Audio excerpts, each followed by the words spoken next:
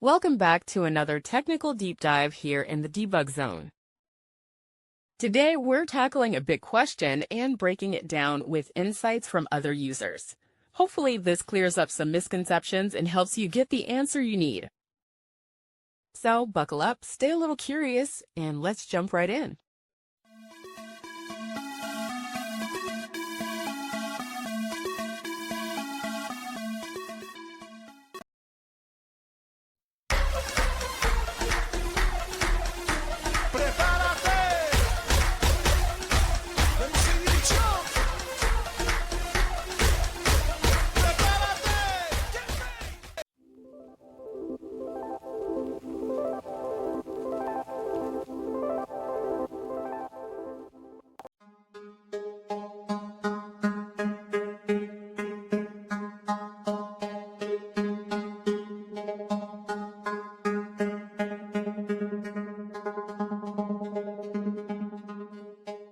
And that's a wrap.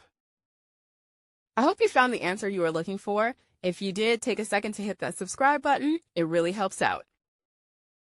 And let me know in the comments which solution worked best for you.